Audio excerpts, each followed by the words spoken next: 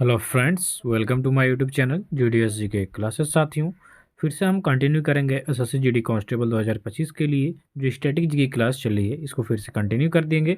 और देखिए, RPF constable और आरआरबी एनटीपीसी का बैच फिर से स्टार्ट हो रहा है और ग्रुप डी के लिए 1 तारीख से आपकी क्लास कंटिन्यू हो जाएगी। प्ले लिस्ट भी बन चुका है, तो आप हमारे साथ जुड़िए डेली जीडीएस जी की क्लासेस यूट्यूब चैनल पर और क्लास का लाभ उठाएँ। चलिए स्टार्ट करेंगे फर्स्ट क्वेश्चन से कि गिरनार पहाड़ियाँ आपकी कहाँ पर स्थित है। देखिए, जब गिरनार पहाड़ियाँ की नाम आ जाए, ठीक है, तो गौ से गिरनार होता है और गौ से गुजरात होता है। तो यहाँ से आप तुक्का लगा सकते हैं कि गिरनार पहाड़ियाँ आपके गुजरात स्टेट में स्थित है। तो इस तरह से इसका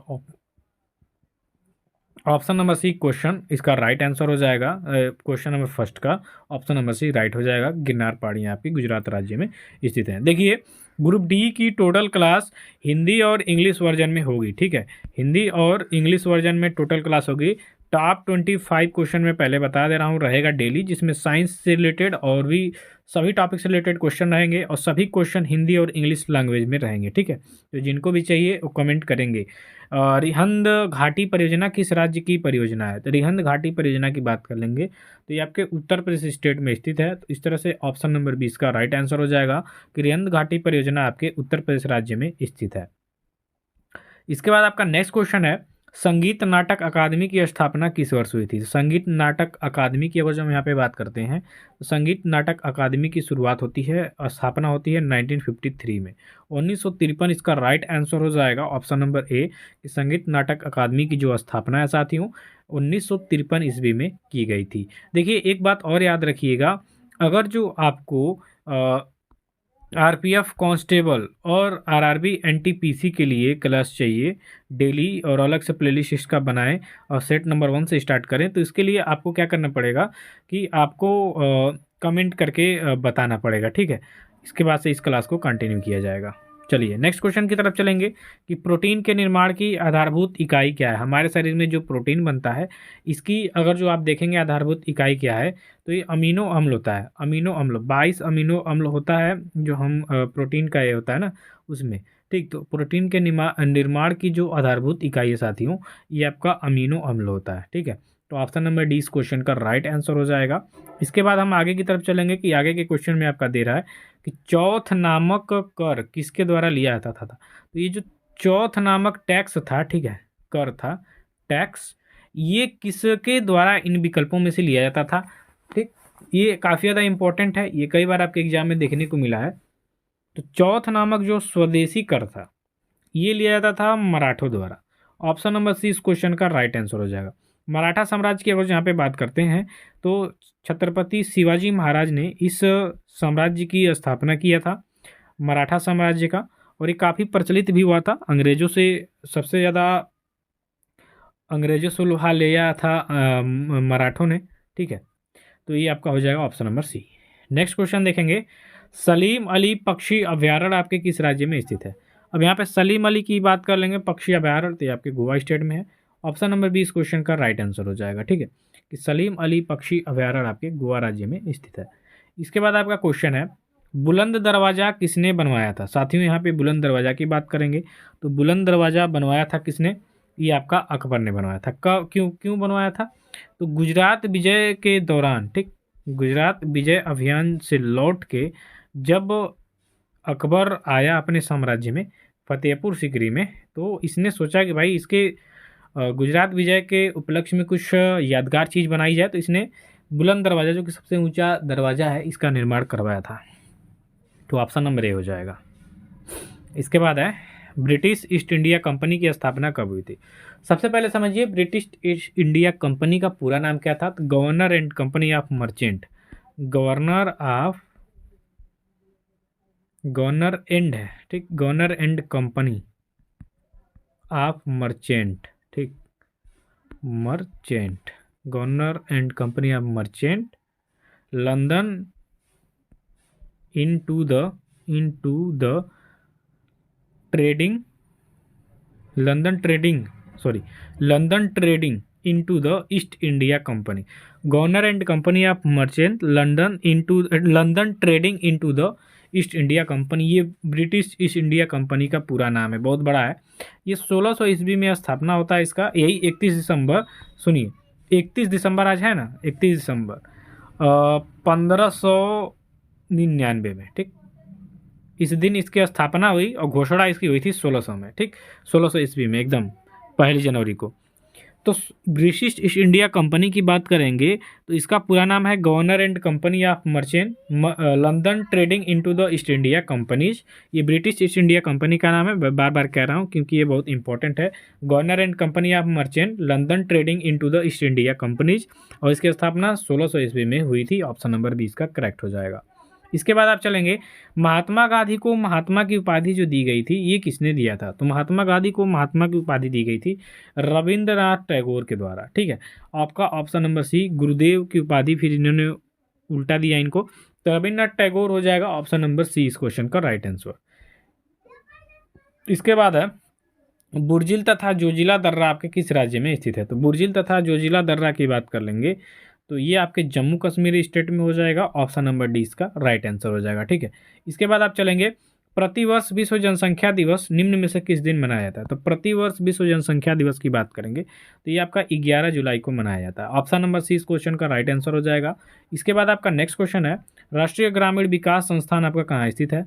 तो राष्ट्रीय ग्रामीण विकास संस्थान अगर जो इसकी बात करेंगे तो ये आपके हैदराबाद में स्थित है, ठीक है। हैदराबाद वाला बिरयानी साथियों आपने बार बार सुना होगा, मुंह में पानी भी आ जाता है, हैदराबाद वाली बिरयानी। तो राष्ट्रीय ग्रामीण विकास संस्थान, ऐसे क्वेश्चन पूछ रहे हैं क्योंकि आप कहाँ जाएंगे? आप जाएंगे दिल्ली, चाहे लखनऊ जाएंगे, ठीक। आप यहाँ हैदराबाद नहीं सोचेंगे, इसलिए ऐसे क्वेश्चन आते हैं आपके एग्जाम। मैं भी एक बार पेपर देने गया था, ऐसे ही क्वेश्चन था तो मैं तो तुक्का मारा हैदराबाद, है कि नहीं, मुझे समझ में आया तो मैं हैदराबाद, लेकिन सही हो गया। अगर जो भाई दिल्ली मार दिया होता भैया तो गलत हो गया होता। तो राष्ट्रीय ग्रामीण विकास संस्थान है आपके हैदराबाद में, ठीक है। तो यहाँ पे आपका ऑप्शन नंबर डी करेक्ट हो जाएगा। देखिए भाई 31 दिसंबर है आज, साल का आखिरी दिन 2024 का। हमसे जो भी त्रुटि होगी क्षमा करिएगा। फिर से नए साल में हम कई सारे बैच लेके आ रहे हैं, बहुत सारी तैयारी हमने किया है, ठीक है। 3-4 क्लास आपके लिए अवेलेबल कराएंगे किसी भी तरीके से इस चैनल के माध्यम से, और आपको सभी एग्जामों की फुल प्रैक्टिस सेट मिलेगी जीके जीएस के लिए, ठीक।